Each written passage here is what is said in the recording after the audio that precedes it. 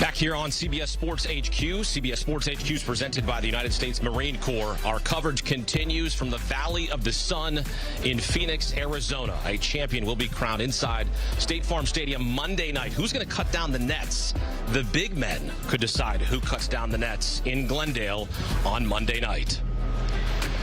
Back here inside the Phoenix Convention Center, Hakeem Dermish alongside Matt Norlander, Avery Johnson, and Tim Doyle. We're going to break down the NC State-Purdue matchup, the first national semifinal Saturday night, 6:09 Eastern time on TBS.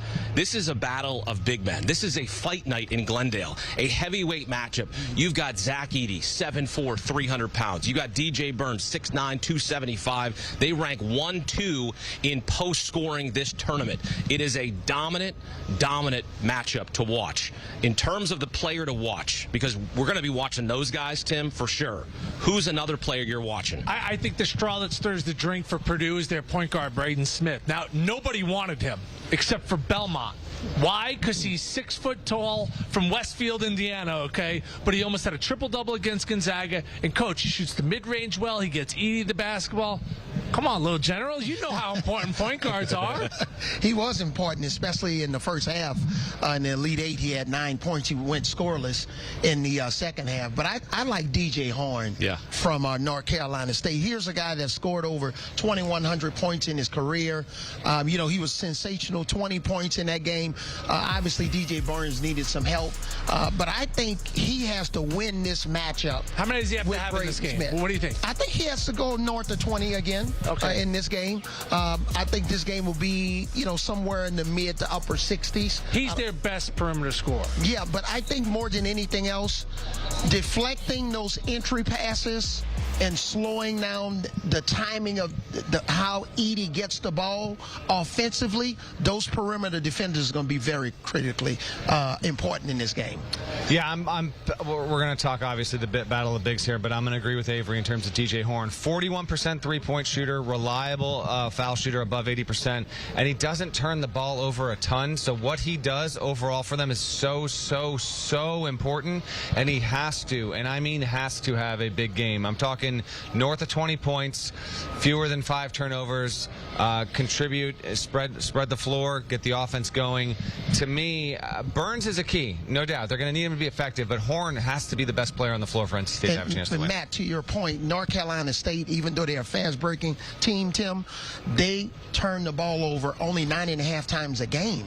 That's top 20 in the country. How's your assist-to-turnover ratio? Yeah, which I love. Yeah, DJ Burns has a very nice assist-to-turnover ratio. He is taking care of the basketball. The coaching matchup is interesting because both these guys have been around the block. Kevin Keatts, 7th season NC State. Matt Painter, 19th season at Purdue. Of course, they win the ACC championship in the tournament, and that triggers a contract extension for Kevin Keatts. Avery, this is a guy that was on the hot seat, that was about to get fired, and here they are 9 wins later, and they're in the Final Four. When you look at the coaching matchup, who has the edge in this department? Well, with all due respect to Kevin Keatts, who's done a sensational job. I've been friends with him since he was an assistant coach at Louisville. We've gone to a couple of Kentucky Derbies together. Yes, you have. But and he's just a wonderful man. He's the type of guy that you cheer for. You know, he's not real arrogant. Wow, what a setup. Yeah. What a setup. But there's always a but and an and. Yeah. But when you look at Matt Painter, you know, this guy's been phenomenal. Big Ten Coach of the Year. But you know what's I'm really impressed with Matt? He's 21-15 in the tournament. That's the best record of any coach under 55. All right? So he doesn't get enough credit. We always bad news travel fast. There was some bad news, obviously, against FDU last year. But let's give him credit. This guy knows what he's doing. He has the coaching edge. He has the experience. He also has a guy that I think is critically important. Matt, you can speak to this a little bit. He has a guy on his staff who's the Big Ten Assistant Coach of the Year, and Brandon Bradley. Yes. So I've heard good things about him. I don't know him personally. Yeah, no, listen, the edge goes to Painter in the business, in the industry. He's considered a top 10 coach. We actually did a poll last season where, last summer, where we asked coaches around the country, more than 100, who is the best coach yet to make a Final Four? And it was Matt Painter in a runaway. Now he no longer qualifies for that.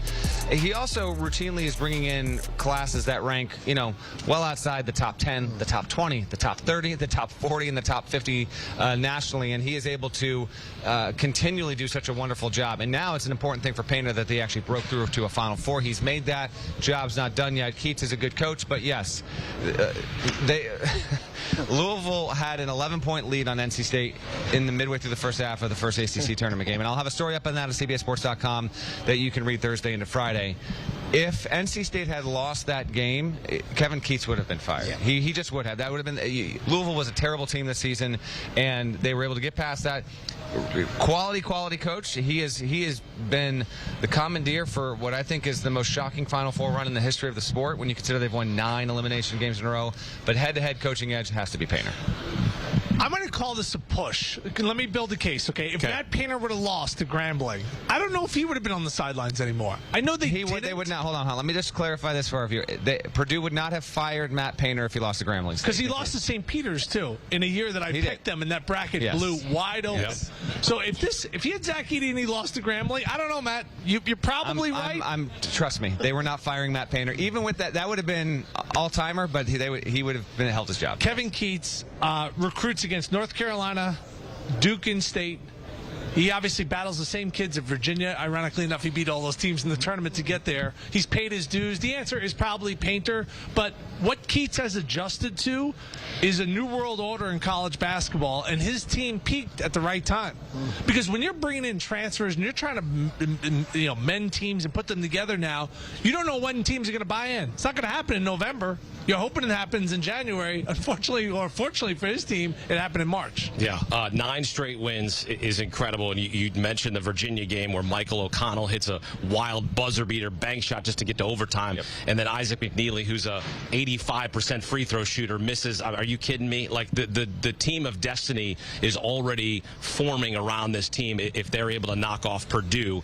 You know what Purdue's trying to do. They're trying to go from one and done to one shining moment. We're going to find out Saturday night if they get that done.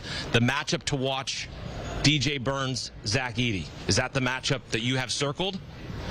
Is that the matchup you have circled? No. What matchup do you have? You go first. I have the guard matchup because you can't get Zach Edey can't throw the ball to himself. I've learned that when you're a big guy, you can't throw the ball to yourself. So Braden Smith, I think, is the most important player on Purdue because he holds the ball the most. He dribbles the most. Like, he can't have a terrible game. He can't be turning the ball over. And who's going to be guarding him? A guy who idolized me growing up. Michael O'Connell had a poster. Michael Jordan, Tim Doyle, okay, because he's my neighbor out on Long Island. So this is one shining moment for O'Connell, and he's going to be matched up. He's been great throughout this tournament, being like the dirty work guy, the glue guy, and he's going to be matched up on Smith. So that's the matchup I'm looking at. Well, the big guys, that's stating the obvious. So if you look at the game within the game, you got to look at both of these teams' benches. One of the reasons why I picked on CBS Sports HQ North Carolina State to beat Duke, Duke's bench was useless. They didn't have any impact whatsoever. They were outscored 10-2 in that game. Same thing with Purdue. You really don't, and I know when you have Zach Edey, you don't need much from the bench. But we don't know if Zach's going to get in foul trouble. See, when Zach has advanced to the Final Four, every team that he would play in the Final Four, he has to play defense. He didn't have to play defense on any Tennessee bigs because they really couldn't score, and he got them all in foul trouble. So we don't know if Zach's going to be able to play 40 minutes in this game or 39.5 minutes as he played. The bench is very important. Ben Middlebrooks, Jaden Taylor, those 10 points that they give North Carolina State off the bench. So I think this is the game within the game without stating the obvious with the big guys. I will state the obvious here. DJ Burns versus Zach Edey is the matchup to watch here, primarily because DJ Burns needs to, after having the run of his life, needs to have the game of his life against Zach Edey. Got to hope to induce Edey into foul trouble, which is very, very hard to do. Zach Edey needs to make, I believe, 21 more foul shots to set the all-time single-season record for most foul shots made in a season. Burns is going to have to be a distributor. He's going to have to go for north of 15, 16, 17 points. He's going to have to be north of 10, 11, 12 rebounds. If he plays really, really, really well, NC State will have a chance, but that's the one. And hey, listen, that's what we're all waiting for. It's the Edey versus Burns CBS Sports Photoshop. That's my lock screen until Saturday night. That's what I cannot wait for. Yeah, I mean, we don't get to see it as much in the NBA. We like to see the big bodies bang in college basketball. That's where it's at. I mean, that's what we get to see. NC State, not supposed to be here. 9 straight wins to get here, 9 elimination games, Tim. When you look at the Wolfpack, what has to happen for them to pull off the upset against Purdue Saturday night? So much focus is on Edey. Purdue has shot the 3 extremely well. In games that they have not shot the 3 well, they made 5 threes against Wisconsin in the Big Ten tournament. You know what they did? They lost. They went to Ohio State this year. They made 3 threes the whole game. You know what they did? They lost again. And my school, Northwestern, played them close twice because they guarded the 3, and they also turned Edey over. They had 17 turnovers at Northwestern. So there's a fine line, Coach, between showing a double, sending at the right time, but then also finding shooters. Communication has to be on. Because if they make 12 or 13 threes, then all of a sudden you're going to stay with shooters, and Edey's just going to eat all game. This is a game where, even though we all cheer for DJ Burns, unfortunately, Edey is the kryptonite to DJ Burns because of his size. Yeah. DJ Burns, the way he's not very athletic, he's a crafty basketball player. I love it. And because Edey's 7'4", a lot of those shots that he made against Duke and some of the other teams that they played against, they advanced. Unfortunately, Edey's going to block probably 5 of his shots in this game. Is this a moment for you because you were undersized? Yeah, this is a therapy session. I'm talking to myself. Yeah, this is like this is healthy. That's what we do. And I think also in this game, Purdue's been outstanding. Matt alluded to it from the free throw line. Whenever they're plus 20, especially in attempts from the free throw line, that's a recipe for success, even if they don't shoot the 3 well. Yeah, they need to hope for a tight whistle on Purdue's end. Purdue is infamous for Purdue makes more, 2 years running now, makes more foul shots than its opponents shoot on the season. Again, Purdue makes more free throws than the opponents even take. So they need to have Purdue get into foul trouble. Edey particularly. I mean, they got to hope to get Edey in 2 fouls early. That's going to be a big one.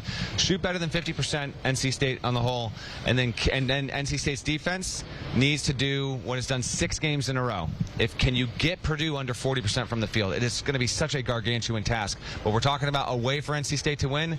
That's the key. Yeah, Kevin Keats also likes to wear those shiny black sneakers on the sideline. Maybe that will get him in good with the officials, because that's what they wear, is the shiny black sneakers. They polish those up. You think that's going to work? I mean, you got to do anything, right, Avery? You got to do it. You got to talk to the refs. Hey, how you doing? How was your flight here? You need any sort of help you can get. Yeah, and hopefully if he's just one step out of the coach's box, right, then we don't get in the Final Four, he doesn't get a technical foul because he's showing a little of emotion on a horrible call by the official. Well, whoever wins on Saturday night, it'll be a great storyline. NC State trying to survive and advance part 2, and for Purdue going from one and done to one shining moment would be incredible here in Arizona. For Matt, Avery, and Tim, I'm Hakeem Dermish. As our coverage continues from Phoenix, the Final Four at Glendale, Arizona.